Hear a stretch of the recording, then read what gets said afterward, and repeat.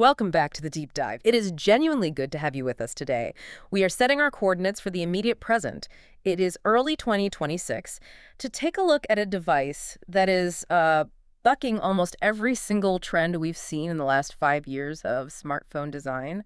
We are talking about the Nubia V80 Max. It's a fascinating case study, isn't it? I mean, Yeah. usually on these deep dives, we find ourselves dissecting the absolute bleeding edge of technology. Oh, absolutely. Talk about neural processing units, foldable glass that, bends physics, or cameras that can literally see in the dark. Right. But the V80 Max, this is a different beast entirely. It represents a shift that industry analysts are currently calling hypersegmentation. Hypersegmentation. That sounds like something straight out of a business school textbook. It does, doesn't it? But the concept is actually pretty simple. For a decade, we had like 3 clean buckets: Yeah. budget, mid-range, and flagship. Simple. You paid more, you got more. Exactly. You paid more, you got more Right. speed and better materials. But now, especially in that budget tier, that whole structure is breaking down. Mm-hmm. We're seeing phones designed not just for a price point, but for a specific lifestyle. And that brings us to the mission of this phone. I've been looking through the marketing deck, the leaked specs from the Philippines launch, and the technical evaluations. And Nubia, a brand we usually associate with Red Magic and those insane gaming phones with RGB fans, is doing something very, very different here. It's a complete pivot. The campaign hashtag is literally hashtag built to VMX. It's a hard pivot for them. I mean, if Red Magic is a Formula One car designed for peak performance on a track, Yeah. the V80 Max is a delivery van. And I don't mean that as an insult at all. Oh, I get it. I mean, it's designed for pure, unadulterated utility. So who is this delivery van for? Because looking at the sources, they seem to have a very, very specific person in mind. They do. They call their target demographic the modern hustler. Okay, let's decode that marketing speak. We're talking about the gig economy workforce, the delivery rider navigating Manila or, Bangkok traffic for 10 hours a day, Right. the student with a 2-hour commute who lives on their phone for entertainment but absolutely cannot afford a power bank, let alone a screen repair. So it's an always-on survival tool? That's the perfect way to put it. And to understand this phone, you have to throw away that whole flagship killer mentality. Yeah, that term gets thrown around way too much. It does. And if you judge this phone by how fast it opens an app compared to an iPhone or a Galaxy S series, you are missing the point entirely. You're using the wrong measuring stick. Completely. You need to judge it by whether it's still alive and running at 11 p.m. after a double shift. Okay, so let's get into the hardware that makes that claim, because the first thing you notice, I mean, you literally cannot miss it, is the footprint. This thing is enormous. It's a tank. We're looking at a 6.9-inch IPS LCD panel. 6.9 inches. I remember when 5 inches was considered a phablet. We are pushing tablet territory here. We really are. It's one of the largest panels we've seen in the entry-level segment in years. Mm-hmm. And the design language it's interesting. How so? Well, if you look at its sibling, the Nubia V80 design, Right? it's trying very hard to cosplay as an iPhone 17 Pro Max. It has the flat sides, the triangular camera layout. It wants to look expensive. It's a look-alike phone. But the V80 Max isn't doing that. No. Ah. The Max is taking its cues from the Samsung S25 series. It's boxier. It has that vertical sort of traffic light camera arrangement with the floating lenses. Ah, okay. It's designed to look imposing. It says, I am a tool, not I am a fashion accessory. But here is where we have to start unpacking the compromises, because you don't get a 6.9-inch screen for, what, roughly $130 without cutting some serious corners. Oh, for sure. Let's talk about the display quality. The spec sheet says 120 hertz refresh rate. That sounds premium. It sounds premium, and, it feels premium sometimes. This brings us to a concept I like to call the high refresh paradox. The high refresh paradox. I like the sound of that. Break it down for us. Okay, so 120 hertz means the screen refreshes the image 120 times every second. That creates that buttery smooth feeling when you're swiping through the interface. Nebula AI OS in this case. It makes the phone feel fast. Right, because the animations are fluid. But the refresh rate is only half the equation. The other half is the engine driving those frames, the GPU and the CPU. And if the engine is weak. Exactly. You have a screen that's asking for 120 frames per second, but an entry-level processor that might only be able to render the content at, say, 40 or 50 frames per second when things get heady. So you get stutters. You get these micro stutters. The animation starts smooth, then it jerks, then it catches up. It completely breaks the illusion of speed. So it's writing checks the processor can't cache. In demanding scenarios, yes.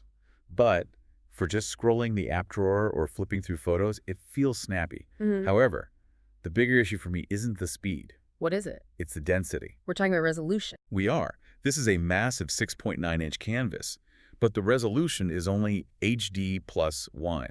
That's 1640 by 729 pixels. 720p on a screen almost 7 inches wide. That seems stretched. Let's do the math on that. When you spread that many pixels over that much real estate, you get a pixel density of roughly 260 ppi. Pixels per inch. Okay, for context, what is the standard sharp threshold for the human eye? Well, Apple's Retina standard, where the human eye supposedly stops seeing individual pixels at a normal viewing distance, is around 326 ppi. Okay, Even the smaller V80 design has 317 ppi. so at 260 ppi. It's going to look soft. If you're reading small text, like a PDF for work or a long news article, the edges of the letters are going to look a bit fuzzy. It's almost like looking through a very, very fine screen door. The billboard effect. It looks great from 3 feet away, but don't get too close. Precisely. If you're coming from a 1080p phone, which is, standard even in the mid-range now, you will notice the downgrade immediately. It's a trade-off. It is. You get size, which is great for movies and maps, but you absolutely lose clarity. What about visibility? If I'm that delivery rider in Manila and it's high noon, can I see where I'm going on the screen? That's the other big compromise. It hits a peak brightness of 780 nits in its high brightness mode. 780 nits. Is that good? No, indoors, that's Okay. plenty. On a cloudy day, Yeah. total fine, no complaints. But under direct tropical sun. It is going to struggle. You will be squinting, you'll be cupping your hand with the screen. Right. Compare that to the Redmi Note 15 or the POC08. They use AMOLED panels that can push over 1,000 or even 1,200 nits. Those screens cut through sunlight like a knife. The V80 Max's LCD just can't compete on contrast or peak brightness. So Section 1 verdict, it's big, it's smoothish, but it's also kind of fuzzy and a bit dim. A fair summary. Let's move to Section 2. This is the part of the marketing that really caught my eye. Hashtag built to VMAX. Is this a rugged phone? Like one of those rubber bricks construction workers use? See, that's the clever positioning. It is not a rugged phone in that traditional sense. It doesn't look like it belongs on a construction site. It doesn't have visible screws and tire tread bumpers. It looks like a normal, albeit large, smartphone. But internally, it's reinforced. How so? What have they done? The engineering schematics we've seen mention, reinforced internal mounting points, and a shock-absorbent plastic frame, they've essentially built a roll cage inside the chassis. And they have a certification for this, I saw? Yes, and this is important. TUA Rhineland has certified it for a 1.8-meter drop resistance. 1.8 meters. That's, what, almost 6 feet? That's taller than the average person holding a phone to their ear. It covers the head height drop. So if I'm getting out of an SUV and the phone slides off my lap onto the pavement... It should survive. And this goes right back to that hustler demographic we talked about. Right. Think about the economics of being a student or a gig worker. If you drop your $1,000 glass sandwich iPhone, a screen replacement might cost $300. That's a financial catastrophe for someone living paycheck to paycheck. It wrecks the month. This phone is designed to eliminate that anxiety. It's hardware as insurance. You don't need a bulky case because the phone is the case. What about water? The sources mention an IP rating. It's rated IP64. Now, we usually hear IP67 or IP68, so let's break down that code for everyone. Please do. The first digit, the 6, means it's dust tight. No dust is getting inside the electronics. That's top tier. Okay, that's good. And the 4. The 4 means it's protected against water splashes from any direction. So, riding a bike in the rain? Totally fine. Spilling a glass of water on it at a restaurant? Fine. Dropping it in the toilet? Absolutely not. Okay, good to know. Submersion is the killer. IP64 does not cover being underwater. If it goes in the pool, it is likely dead. So think of it as weatherproof, not waterproof. Got it. Tough enough for the streets, not for the swim team. Exactly. Now, I want to look under the hood, because this is where the tech enthusiasts in our audience are going to raise an eyebrow.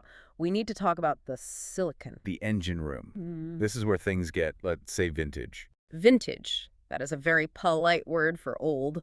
The V80 Max is running the Unisoc T7250. Correct. And there's a lot of confusion in the leaks because the other V80 models, the Design and the Pro, run the T7280. But the Max has the 7250. And the key number you need to know here is what?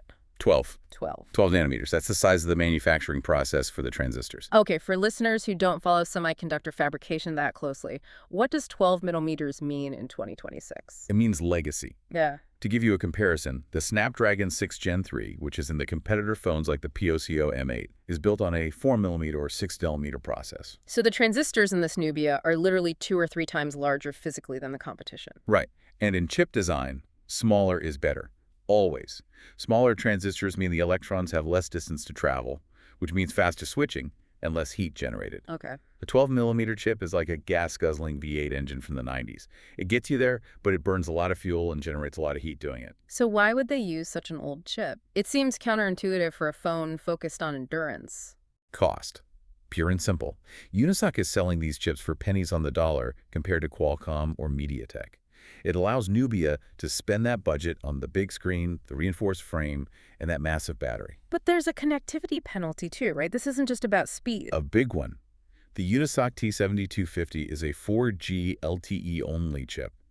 No 5G. No 5G. In 2026. That feels like a deal breaker to me. But really depends on where you live and who you are. If you're in downtown Shanghai or New York where the networks are optimizing for 5G, yeah, a 4G phone might feel sluggish on data. But for the target market. Remember the target markets. The Philippines, Malaysia, Mexico, in many rural areas or developing suburbs, 4G is still the backbone. It's still reliable and often faster than the spotty 5G coverage. So it's not future-proof, but it is present functional. That's a really good way to put it.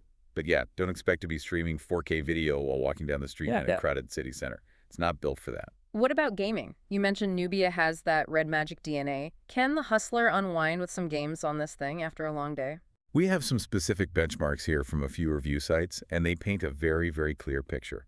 You can game, but you need to pick your battles very carefully. Okay, let's run through the list. Mobile Legends, that's huge in Southeast Asia. You are golden. The tests show it holding a steady 88 to 90 FPS on max or custom settings. That game is incredibly well optimized for lower-end hardware, and the phone handles it effortlessly. Okay, good start. What about something a bit more demanding? Call of Duty Mobile. Playable. Definitely playable. Yeah. You're looking at a consistent 56 to 60 FPS. It won't look as pretty as on a flagship. You'll have to turn the graphical fidelity down. But you can compete. You won't be at a disadvantage because of performance. Okay, now let's try to melt it. Genshin Impact. Don't do it. That bad. It struggles. Significantly. We're talking about 28 to 34 FPS on the lowest possible settings. Ooh. It's choppy, the textures pop in late, and because of that 12mm chip we talked about, the phone gets uncomfortably warm very quickly. It's just not an enjoyable experience. And the newest big title, Zenless Zone Zero. A complete non-starter. The benchmarks showed it crashing or just failing to load entirely. The GPU just does not have the horsepower to render that kind of environment. So despite the Max name and that 120Hz screen, this is emphatically not a gaming phone. Absolutely not. It's a media consumption phone that can handle casual arcade games. If you're buying this to grind rank in Genshin, you are making a huge mistake. Okay, so the engine is old and a bit inefficient, but Nubia seems to have anticipated that efficiency problem by giving it a massive fuel tank. Let's talk about the battery. This is the headline feature. The Max in V80 Max really refers to the battery. We're talking 6,000 mAh. Standard these days is what, 5,000 mAh? So that's a solid 20% bump. It is. And when you combine that raw capacity with a lower resolution screen, fewer pixels to push means less energy consumed, and a processor that isn't powerful enough to do really heavy tasks. You get serious endurance. You get marathon-level endurance. They call it a 2-day phone. Is that realistic?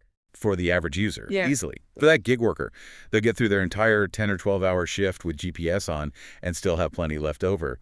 You could probably forget to charge it Monday night and still make it through Tuesday. And there's always a but. Physics is physics. When you drain a 6,000 mAh tank, you have to refill it. And here is the single biggest bottleneck of the entire device. The wired charging speed is capped at 22.5 watts. 22.5 watts. That feels incredibly slow for a battery that big. It's glacial. We are talking about 120 to 150 minutes to go from 0 to 100%. It's over 2 hours. 2.5 hours, maybe? Yes, tethered to a wall. So the quick top-up while you shower and get ready isn't going to save you here. No. You get maybe 10 or 15% in 15 minutes. Something like that. It forces you to be a night charger. You have to plug this in when you go to sleep or you're going to be in trouble. However, I saw a feature in the spec sheet that genuinely surprised me, something called bypass charging. Usually, I only see this on high-end gaming phones like the ROG phone or Nubia's own Red Magic. What is it doing on a $130 budget phone? This is, in my opinion, the smartest inclusion on the entire device. Mm. It shows they really, really understand their target user. So explain how it works for people who aren't familiar. Okay, so basic lithium-ion chemistry. Heat is the enemy of battery longevity, period. Right. When you use your phone while it's charging, say you're watching a movie or navigating with GPS, the phone gets hot. The battery gets hot from charging and discharging simultaneously.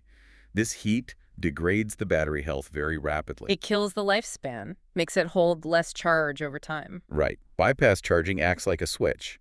When you plug it in and turn this feature on, the electricity from the wall bypasses the battery entirely and goes straight to the motherboard to power the phone directly. So the battery's just sitting there doing nothing. Exactly. It stays cool. It's not being stressed at all. That is brilliant for that gig worker scenario. Think about it. A Grab or Uber driver.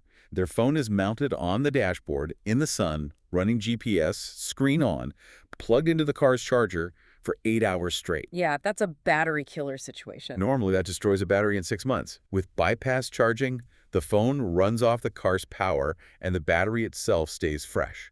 It is a huge longevity feature. It keeps the hardware viable for years instead of just a few months. Precisely. And a very niche feature, but for the hustler, it is an absolute game changer. They also have reverse charging, I saw. Yep. 10W wired reverse charging. Yeah. So in a pinch, you can use that massive $6,000 battery to charge your friend's dying iPhone or top up your wireless earbuds as a power bank that makes calls. They also mention AI night charging. Is that just marketing fluff? It's pretty standard now, but it's welcome. It learns your sleep schedule. If you plug it in at 11 p.m. and usually wake up at 7 a.m., it charges to 80% quickly and then just stops. Then, maybe an hour before your alarm, it trickles in the last 20%. This prevents the battery from sitting at 100% tension all night, which again is better for its long-term health. Let's pivot to the camera, because looking at the back of this phone, it looks impressive. The housing says 50 MP AI triple camera. It's written right there. Ah, the triple camera deception. This is classic budget smartphone marketing. Okay, break it down for us. Is it just a lie? It's not a lie, technically. There are 3 physical sensors back there. Mm-hmm. But are they all functional?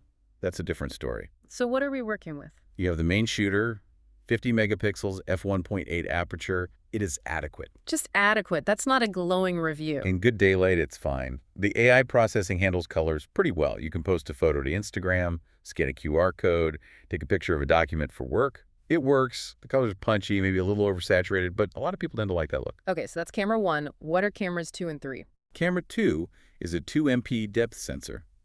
Its only job is to help with the background blur in portrait mode. It does a job, albeit a very small one. And camera 3?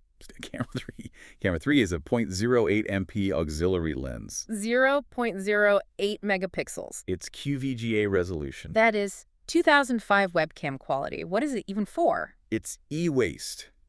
It is there purely, so the marketing team can say triple camera. It adds almost zero value to the final image. It's a plastic lens cover over a tiny, useless sensor. That's just frustrating. I feel like I'd respect them more if they just put one good lens on the back and save the plastic. I completely agree. And the big miss on that main camera, the 50 MP one, is the lack of OIS optical image stabilization. Which means? It means the lens doesn't physically move to counteract your hand shaking. When you're shooting in low light, the shutter needs to stay open longer to gather enough light. If your hand shakes even a millimeter during that time, the photo gets blurry. So night photography is basically out. It's very, very difficult. The hands-on reviews all note that low-light shots are noisy, soft, and just kind of muddy. Compared to its sibling, the V80 Pro, which is a 108 MP sensor, the Max is a significant downgrade in imaging. So if you care about photography, this is not the phone for you. Absolutely not. The camera is a utility for scanning receipts and video calling your family. It's not for making art. Let's talk about the brain of the operation. The software, it's running iOS 16 based on Android 16. Sometimes they call it Nebula AIOS. The branding is a bit fluid, but the actual experience from what we've seen is surprisingly clean. Clean is good. I hate buying a budget phone and spending the first hour just deleting Solitaire King and Booking.com. Exactly.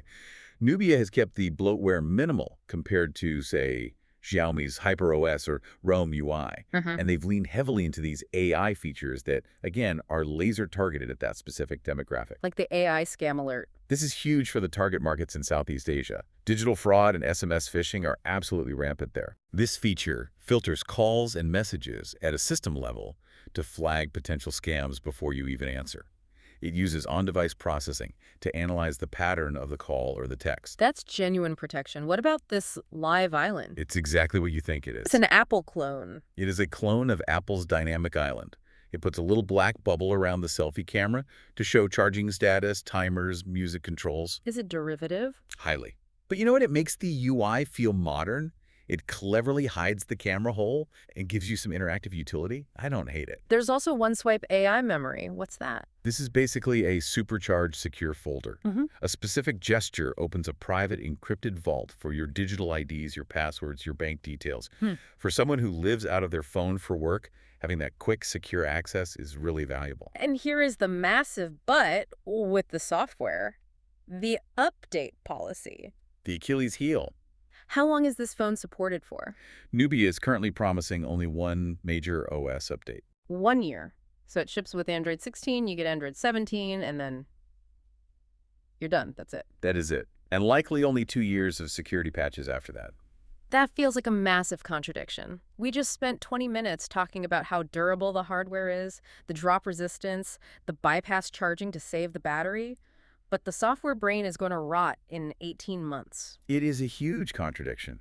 You build a tank that can physically last 4 or 5 years, but you stop teaching it new tricks after just one. In an era where Samsung and Google are offering 7 years of updates. 7 years. And even competitors like Samsung's entry-level A series give you 4 years. 1 year is really poor. It's unacceptable, frankly. It essentially puts a software expiration date on the device, regardless of how tough the plastic is. Exactly. It completely contradicts the entire durability and hashtag built with AMS message. All right, let's talk numbers. The price. We have the launch data from the Philippines. The pricing is extremely aggressive. The early bird launch price is 6,499 Philippine pesos. And can you convert that for our global listeners? That is roughly $130.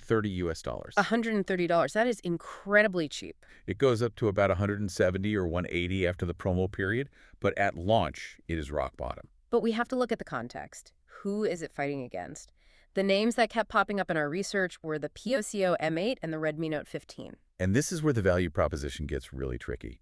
Because on paper, if you just look at a spec sheet, Yeah. the POCO M8 and Redmi Note 15 are simply better phones. Better how? They have beautiful AMOLED screens, which look infinitely better.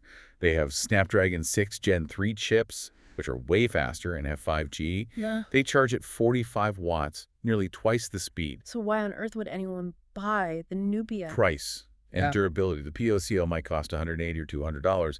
The Nubia is $130 at launch. In the markets we're talking about, that $50 gap is massive. Yeah, that's not pocket change. That's a week's worth of groceries for a family. That's a month of fuel for their motorcycle. It's a significant barrier. And the durability factor comes back into play. It does. The POACO is faster, but if it falls off the bike mount at 30 kilometers an hour, the screen likely shatters. The Nubia has a much better chance of surviving that. So Nubia is carving out a niche below the typical budget kings. Exactly. They aren't trying to beat Redmi on specs. They are trying to beat them on resilience per dollar. It also has a bit of a sibling rivalry with the V80 design, doesn't it? That's a closer fight.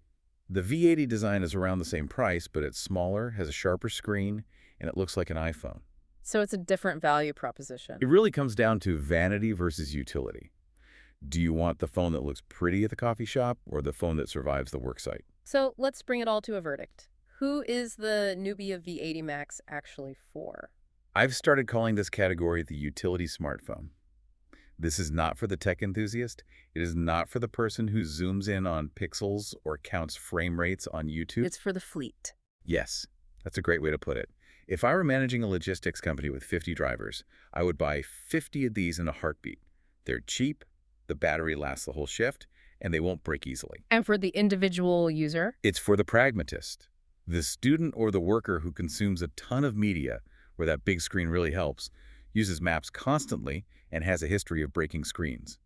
It is the cargo pants of smartphones. The cargo pants of smartphones. I love that. It's not high fashion. It's a bit baggy, but it has huge pockets and the fabric doesn't tear. That is the perfect analogy. It gets the job done without looking flashy or trying to be something it's not. So to recap our deep dive on the Nubia V80 Max, you are getting a massive 6.9-inch screen and a huge 6,000 milliamp battery in a body that is surprisingly tough. But you are paying for all of that by trading away screen sharpness, charging speed, 5G connectivity, and crucially, that long-term software support. It really is a fascinating study in compromises. It feels like Nubia looked at the market and said, everyone is trying to make cheap phones look expensive. Let's make a cheap phone that acts tough. And honestly, I respect that.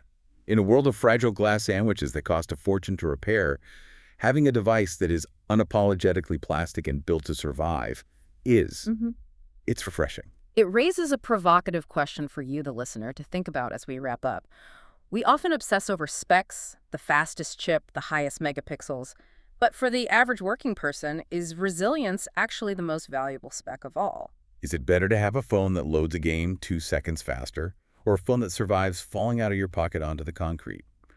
I think for millions of people, Nubia has figured out the answer is the latter. Something to chew on. Are you a Max user valuing endurance above all else, or a pro user chasing the specs? Let us know. Thanks for joining us on this deep dive into the Nubia V80 Max. We will catch you on the next one. Stay curious. Welcome to The Debate. Today we are breaking down a piece of hardware that has quietly landed in the entry-level markets of Southeast Asia, and we're looking specifically at places like the Philippines and Malaysia. We're talking about the Nubia V80 Max. Now, usually when we talk about budget phones, the conversation is purely about subtraction. You know, what did they have to remove to hit that low price tag? It's usually a pretty depressing conversation. But I want to frame this differently. I see the V80 Max not just as another budget slab, but as a deliberate pivot toward a specific, often ignored user, what I'd call the modern hustler. And I'm going to have to stop you right there before we start romanticizing a spec sheet. Welcome, everyone. While my colleague here sees a pivot, I see a time machine. And not the cool kind. We're looking at a device that asks a really uncomfortable question. Is the Nubia V80 Max a masterpiece of utilitarian engineering that solves real-world anxiety, or is it just a collection of obsolete hardware wrapped in a rugged plastic shell to, hide its gray hairs? Because when I look at this silicon, I'm seeing the ghosts of 2020 haunting a 2026 release. I understand that reaction if you're only looking at the numbers on a page or comparing it to like a flagship. But we need to define the central question here accurately. This isn't about whether this phone beats a flagship or even a mid-ranger. The real question is, does it solve a specific problem for a specific person? And my stance is that the V80 Max is the ultimate utility device. It prioritizes battery life, physical durability, and just sheer screen size above everything else. It is a tool. It's meant to be used, dropped, and relied upon by gig workers, delivery riders, and students who, well, they can't eat benchmarks. And my stance is that rugged does not excuse outdated. I'm here to argue that this device makes some serious technical compromises. I'm talking specifically about screen resolution, processing architecture, and the charging logistics that are just, well, they're unacceptable in 2026. You can call it a tool, but if your tool takes almost 3 hours to charge and relies on a processor that struggles to render a web page smoothly, it's a bad tool. We're talking about the difference between being frugal and just being cheap. And there is a line, and I think Nubia they just crossed it. Okay, let's get into the specifics then. I'll start with my position. The Nubia V80 Max, I think, understands its user better than almost any phone in this price bracket, which is sitting at around 6,499 Philippine pesos, or what is that, roughly 130 US. The target user here isn't the tech enthusiast who's refreshing GS Arena every morning to check Geekbench scores. It's the person with a 2-hour commute in Manila traffic, the delivery rider navigating rain, or the student juggling, like, 3 side gigs. Okay, but understanding the user shouldn't mean shortchanging them. I mean, if you know they're working hard, give them hardware that actually works hard too. But are they being shortchanged, though? Look at the philosophy, what they're calling hashtag built to the max. This phone has a 1.8 meter drop resistance that's TÜV certified. It has an IP64 rating. Let's just pause on that. Do you have any idea what the economic impact of a shattered screen is for a student? It's catastrophic. It ruins their month. This phone removes that anxiety of accidental damage. And on top of that, you have a massive 6,000 milliamp hour battery, a 20% increase over the standard models. And crucially, it includes bypass charging. This is a feature you usually only see on high-end gaming phones. You can plug it in while you're working or gaming, and the power just bypasses the battery entirely to power the motherboard. No heat, no degradation. It's a workhorse. I'm sorry, I don't buy that whole narrative. You're praising the reinforced chassis while completely ignoring the engine inside it. Let's look at what's actually driving this workhorse. It's the Unisoc T725 chipset. For our listeners who aren't, semiconductor engineers, here's why that matters. This chip is built on a 12-nanometer process. In 2026, when competitors like the Poco M8 or the Redmi Note 15 are using 6-nanometer or even 4-nanometer chips, 12-nanometer it's just archaic. It handles the basics perfectly fine. It's not meant to be a Ferrari. It's not about being a Ferrari, it's about fuel economy. The nanometer size, it refers to the size of the transistors. Smaller transistors mean electrons have less distance to travel, which means less heat and better efficiency. A 12-nanometer chip is like driving a truck from the 1990s. It's inefficient, it runs hot, and it drains that massive battery you love so much faster than a modern chip would. And then there's the screen. You mentioned it's 6.9 inches. Huge, yes, but it's running at HD plus resolution, that's 1640 by 729 pixels. On a screen that big, the pixel density is only about 260 ppi. Which is pretty standard for budget phones. No, it isn't. Not anymore. 260 ppi means text is fuzzy. Icons are pixelated. You call it a productivity canvas, I call it a blurred mess. And while you're celebrating the battery size, you're just ignoring that it has no 5G. In markets like the Philippines, where 5G is the standard and coverage is expanding rapidly, buying a 4G-only phone in 2026 you're buying planned obsolescence. You are locking yourself out of future network speeds just to save a few pennies today. Okay, that's a fair technical breakdown, but I think you're missing the forest for the trees here. Let's move into the core of this, specifically this tension between durability and display quality. You're focused on pixel density on PPI. I'm focused on peace of mind. Peace of mind is great, but I have to look at the screen every single time I unlock the phone. If the text looks like a newspaper that was left out in the rain, that peace of mind vanishes pretty quickly. But you can actually see the screen because it hasn't shattered into a spider web of glass. The V80 Max has a reinforced chassis and a shock-absorbent plastic frame. Let's make this real. Imagine a courier on a motorbike. It starts to rain, they fumble the phone while checking a map, it hits the concrete. With a standard AMOLED phone, even a cheap one, that screen is gone. It costs 3,000, maybe 4,000 pesos to fix. That's half the phone's value. With the V80 Max, they pick it up, wipe off the mud thanks to that IP64 rating, and they keep working. You are trading visual fidelity for structural integrity. For 6,500 pesos, that's a trade-off many people are desperate to make. They need a tank, not a sports car. I see the logic, I do. But I think you're setting up a false dichotomy where you can only have a durable phone or a good screen. But let's look at what I'm calling the high refresh paradox here. Nubia put 120 Hz refresh rate on this panel.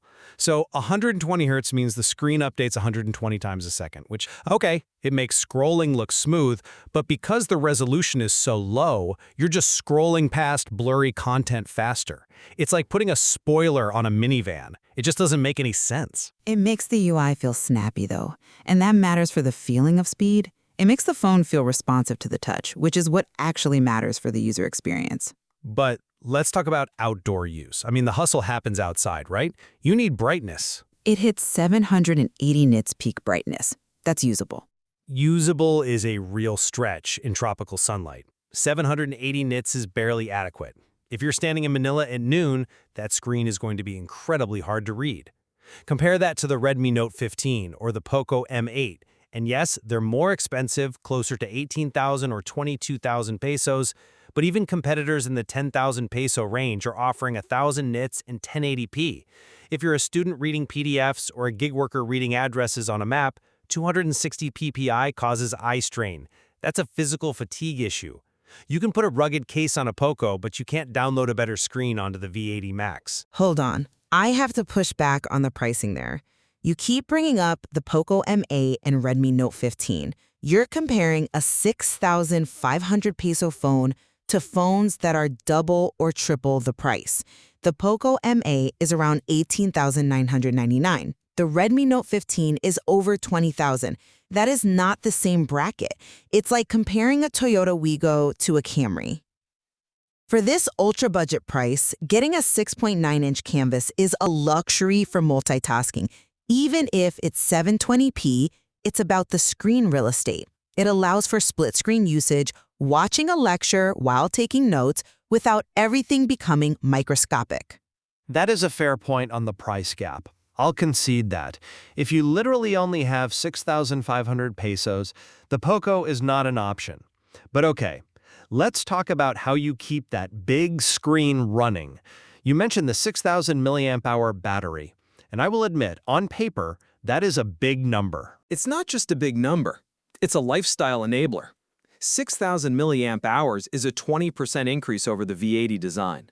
This is a 2-day phone for moderate users. And I have to circle back to bypass charging.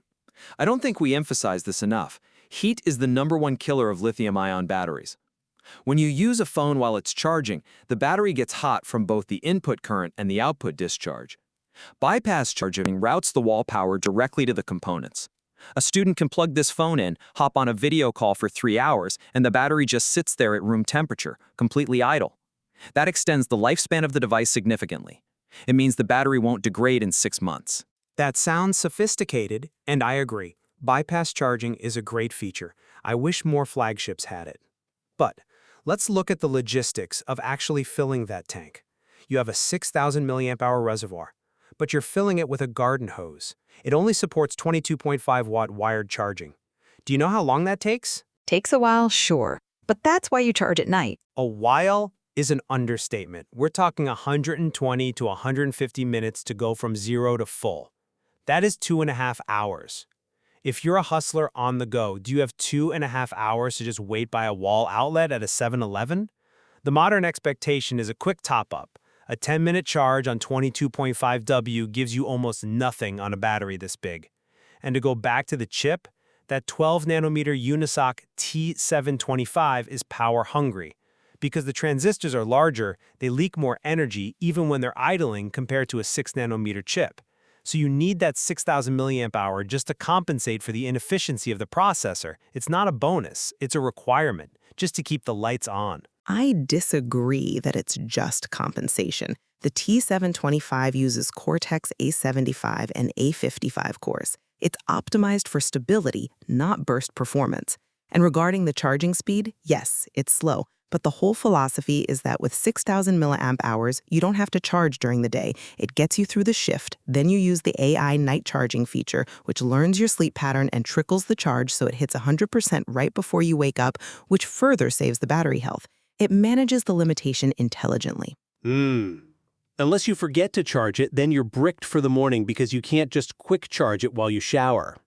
But let's talk about performance since you brought up the cores. You mentioned gaming earlier. Let's be real about what this utility phone can actually do. It handles the games its audience actually plays.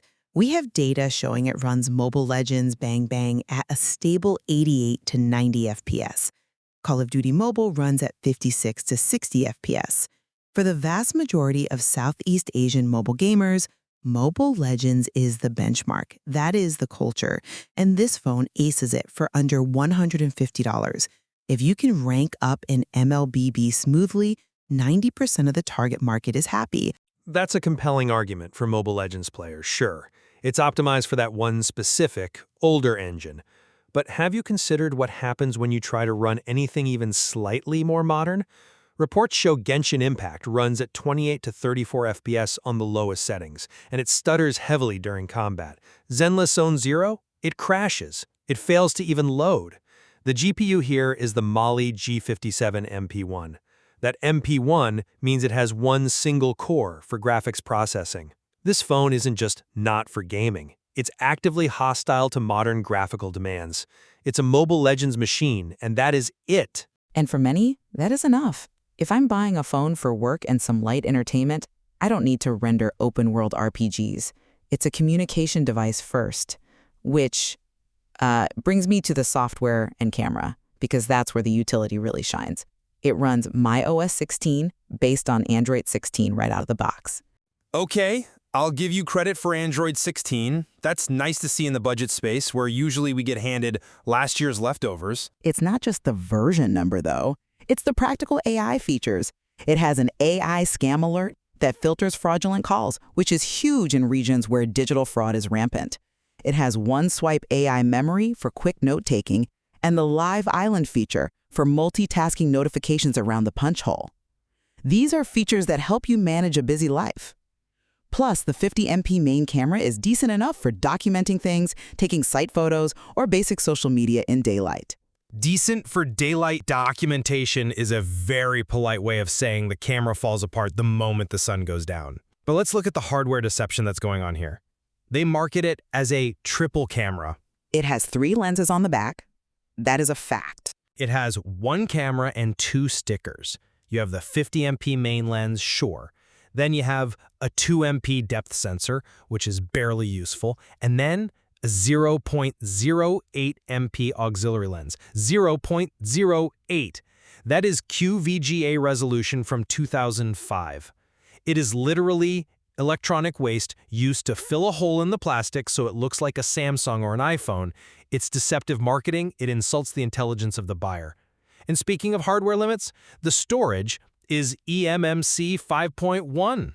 Which allows for 256 gigs of space at this price. But eMMC is slow. It's the difference between a mechanical hard drive and a solid-state drive on a computer. It makes opening apps feel sluggish. It limits how fast you can save those 50MP photos. Competitors are moving to UFS storage, which is significantly faster.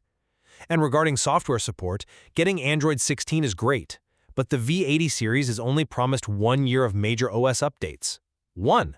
So that means you get Android 17 and then you're done. In an era where even budget phones are starting to offer 2 or 3 years of support, this cuts the phone's lifespan short. It's a buy-it-and-burn-it device. I think that's an unfair characterization. You're applying flagship expectations to a budget survival tool. The target audience for a $130 phone often upgrades every 2 years anyway due to wear and tear, which, I might add, this phone resists better than others because of its rugged build. And the eMMC storage is a trade-off for capacity. Would you rather have super fast storage but only 64 gig, or slower storage with 256 gig where you can store thousands of photos and offline videos? For this user, capacity is king. They don't want to be deleting photos to make room for an app update. Capacity is useful, but not if the gallery takes 5 seconds to load. It creates friction. Every single interaction with the phone has these micro delays. That adds up to frustration. You're paying with your time instead of your money. Boris, it's just the pace of the device. I think we're getting into the weeds of milliseconds here. Let's zoom out and move to our conclusions, because I think we've painted a pretty clear picture. Go ahead. To summarize my position, the Nubia V80 Max is a utility champion.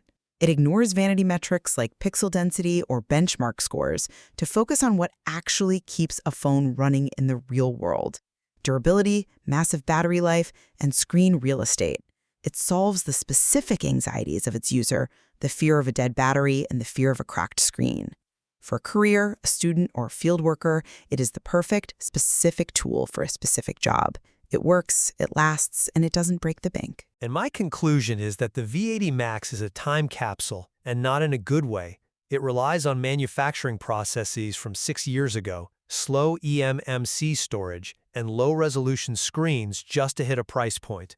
It forces you to accept fuzzy text, painfully slow charging, and zero future-proofing with no 5G.